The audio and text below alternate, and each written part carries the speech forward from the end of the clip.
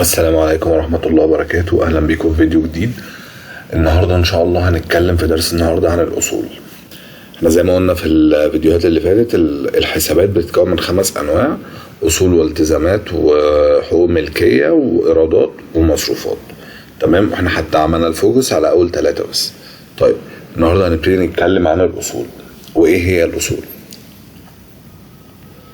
أول حاجة، الأصول هي الحسابات أو هي الحاجات اللي بتمتلكها الشركة، سواء أصول ثابتة هي اسمها كده فيكسد أسيتس، أصول ثابتة زي مثلا بنشتري عربية للشركة، في مثلا أجهزة، في مثلا مكاتب أو الحاجات دي كلها أصول ثابتة.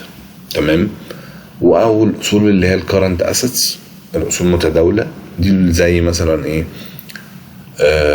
حسابات الشركة في البنوك، الفلوس بتاعتك يعني اللي في البنوك، رصيدك عند العملاء، ليك كام عند العملاء اللي عندك، وأمثلة كتير جدا. تمام. فاحنا يعني هناخد الاختصار بتاعنا او الكونسبت بتاعنا ان الاصول بتكون من نوعين من الحسابات، يا اما كارنت يا اما نون كارنت او فيكسد اسيتس. الكارنت اسيتس وفي النظام الجديد بقى في الميزانيات او في اي حاجه، كل ما الحساب كان يعني كاش اكتر او حساب سايل اكتر، ليكويد يعني، بيبقى مكانه فوق. هو زمان كان الترتيب بيبقى الحسابات الاصول الثابته فوق، وبعد كده الحسابات الاصول المتداوله او الكارنت اسيتس تحت. دلوقتي اتعكست يعني. تمام. كل ما الحساب تقدر تسيله اكتر او في صوره سايله اكتر، بقى مكانه فوق. تمام. وده برضو ايه، وزي ما احنا شايفين قدامنا كده، ده شكل الترايل بالانس اللي احنا شغالين عليه من اول الفيديوهات، وهنا بيبين لنا شكل الحسابات. زي ما قلنا في الاسيتس اصلا حسابات ديبت، حسابات مدينة، زي ما شرحنا برضو في الفيديو اللي فات ازاي بيزيد، والفكرة دي كلها. تعالى كده ناخد بصة في الحسابات بتاعت الاسيتس. اول حاجة عندنا البنك، ده احنا اشتغلنا عليه وفاهمينه، ده حسابنا في البنك. بيتي كاش ده العهد بتاعتنا لو احنا مثلا بندي عهد او كده.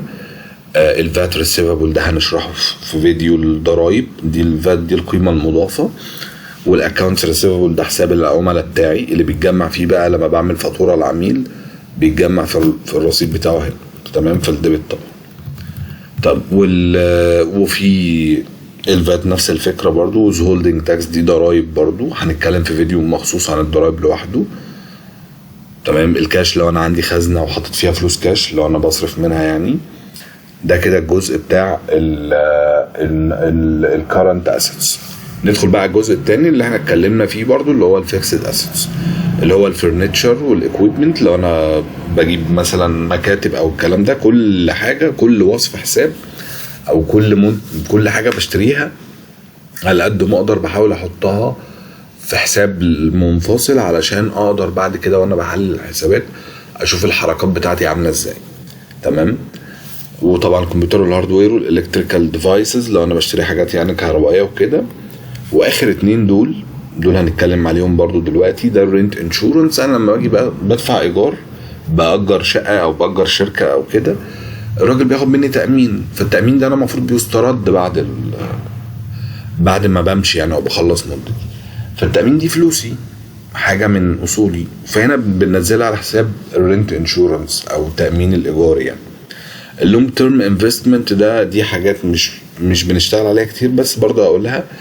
اللونج تيرم انفستمنت دي لو انا مثلا كشركه شاري اسهم في شركه او عامل وديعه لمده كبيره، فهنا بينزل عليها ايه، الحساب ده بينزل على اللونج تيرم انفستمنت، وده ما يعتبرش كارنت اسيتس، ده حاجه بقى بنسميها هنا نون كارنت اسيتس. تمام. بالنسبه بقى الحاجات بتاعه الفيكسد اسيتس دي، في حاجه بتصل عليها اسمها الديبريشيشن او الاهلاك، وده ان شاء الله هيبقى فيديو اللي جاي. يا رب الفيديو يبقى عجبكم. اشوفكم الفيديو الجاي، والسلام عليكم.